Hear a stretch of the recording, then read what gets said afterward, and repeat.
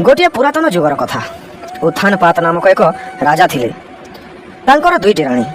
गोटे राणी नाम हेउछि सुनीति एवं अन्य एक राणी नाम सुरुचि। सुनीति हेउछन्ति बड़ राणी एवं सुरुचि हेउछन्ति सान राणी। दुई राणी गोटे गोटे पुत्र थिले। बड़ राणी पुत्र हेउछन्ति ध्रुव और सान राणी पुत्र हेउछन्ति उत्तम। सान राणीटी बहुत सुंदर थिले, किंतु तांकर सुंदरता उपरे से बहुत अभिमान गर्व करुथिले, कारण राजा मध्य तांको बहुत पसंद करुथिले। एवं बड़ राणी शांत सरल स्वभाव थिले, किंतु राजा सान राणी को अधिक भल पाउथिबारु से बहुत दुखित थिले। सेथिपाई से अधिक समय भगवानक पूजा अर्चना रे अतिबाहित करुथिले। गोटे दिनर कथा। सान राणी कक्षरे ध्रुवंक भाई उत्तम राजांक कोଳରେ खेलुथांती एवं हसी हसी बहुत आनंद उपभोग करुथांती। यह देखि बालक ध्रुव मध्य बापांक कोଳରେ बसिबा पई मन बळाइले। तापरे ध्रुव दौड़ी जाई राजांक कोଳରେ बसिगले एवं से मध्य बापांक कोଳରେ खेलिबा आरंभ कले। किंतु ए सब देखि रानी सुरुचि सही पारिले नाही। आउ ध्रुवंको राजांक कोळरू ओल्हेई देले। आउ कहिले, ध्रुव तू ए कौन करुछु? राजांक कोଳରେ आउ राज्य सिंहासन रे केवल मोर पुत्र उत्तम रो अधिकार अछि। तू एठारु पळा, आउ केबे हेले एमिति साहस करिवो नाही।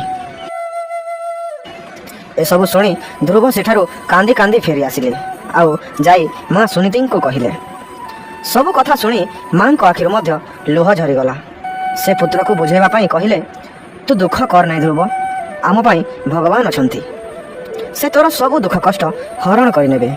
तू भगवान को पूजा अर्चना कर।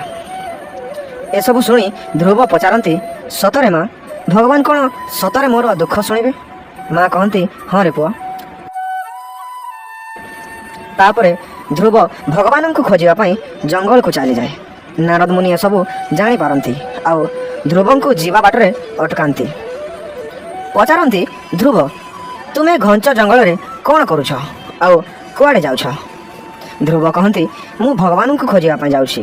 नारद कहती, तुम्हें एते छोट अछ आउ एही जंगल रे बहुत वन्य जीवजंतु माने अछंती, केमिति भगवान को खोजी पाइब? ध्रुव कहती, मु बापांक भल पाइबा पई किछि भी करि पारिबी। मुनिवर मते आशीर्वाद करंतु। एहा सुनी नारद मध्य भाव विभोर हो जाती। आउ कहती, तुमको मु गोटे मंत्र देउछि, ताको जप करिवो, भगवान निश्चय तुम प्रति आकृष्ट हेबे। तापरे ध्रुव को ओं नमः भगवते वासुदेवाय मंत्र दे सेठारु चली जाती। नारद राजांक पाखक जाई सब कहती कि ध्रुव भगवान को तपस्या करने पाई जंगल को चली जाइछंती। राजा यह शुणी मो पुत्र को घर को फेरे आनिबी बोली कहती, किंतु नारद कहती से आउ फेरिब नाही। ध्रुव तपस्या रे लीन हो जाइछि।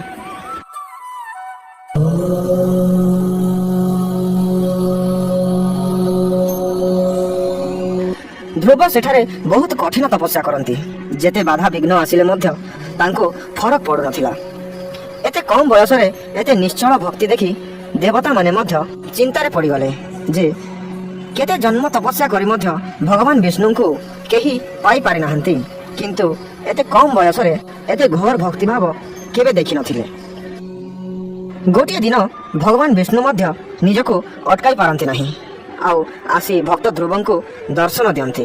कहती, हे भक्त मु तुमर निश्चल भक्ति रे बांधी हो जाइछि। आखि खोल आउ कह काहेकि मते मने पकैछ? ध्रुव कहती, भगवान मते काहेकि बापांक कोळरू ओल्हेई दिया गला। मते काहेकि बापांकर भल पाइबा मिली पारिला नहीं। भगवान विष्णु ध्रुवंक पाखरे बसी कहती, भक्त ध्रुव आस मो कोଳରେ बसी जाओ। ध्रुवंक कोଳରେ बसाई मुंडरे हाथ रखी आशीर्वाद करती। एसबू देखि सारा सृष्टि भाव विभोर हो उठे। देवता माने मध्य फूल वर्षा करती। तापरे भगवान पुणी थरे पचारती, भक्त ध्रुव आउ कौन इच्छा तुमर कुह? ध्रुव कहती, प्रभु मु तुम कोଳରେ बसी सारी आउ कौन सी जगह दरकार नहीं, मते एठी ही बसी रहिबे। भगवान कहती, हे भक्त तुम एबे बहुत छोट अछ, आगक तुमर बहुत कार्य करिवार अछि। ମାତା ପିତାଙ୍କ ଆଶା ପୂରା କରିବ, ଆହୁରି ସମସ୍ତ ଦାୟିତ୍ୱ ସରେଇବ। ତାପରେ ମୋ ପାଖକୁ ଫେରି ଆସିବ ଆଉ ଆକାଶରେ ଗୋଟିଏ ତାରା ହୋଇ ଚିରଦିନ ପାଇଁ ମୋ ପାଖରେ ରହିବ। ଏ ସାରା ସଂସାର ତୁମକୁ ଧ୍ରୁବ ତାରା ନାମରେ ଜାଣିବ। ଏସବୁ ବର ପାଇ ଧ୍ରୁବ ଘରକୁ ଫେରି ଆସନ୍ତି ଆଉ ସମସ୍ତଙ୍କ ଭଲ ପାଇବା ପାଆନ୍ତି। ତାଙ୍କର ସାନ ମା ମଧ୍ୟ ବହୁତ ଭଲ ପାଇବା ଦିଅନ୍ତି। ଯେତେ ସବୁ ସାଂସାରିକ କାମ ସାରି ଧ୍ରୁବ ଭଗବାନଙ୍କ ପାଖକୁ ଚାଲିଯାଆନ୍ତି ଆଉ ଗୋଟିଏ ତାରା ହେଇ ଧ୍ରୁବ ତାରା ନାମରେ ଆକାଶରେ ଚିରକାଳ ପାଇଁ ରହିଯାଆନ୍ତି। ତ ବନ୍ଧୁଗଣ, ଏହା ଥିଲା ଭକ୍ତ ଧ୍ରୁବ ଓ ଭଗବାନ ବିଷ୍ଣୁଙ୍କ ଭାବପୂର୍ଣ୍ଣ କାହାଣୀ।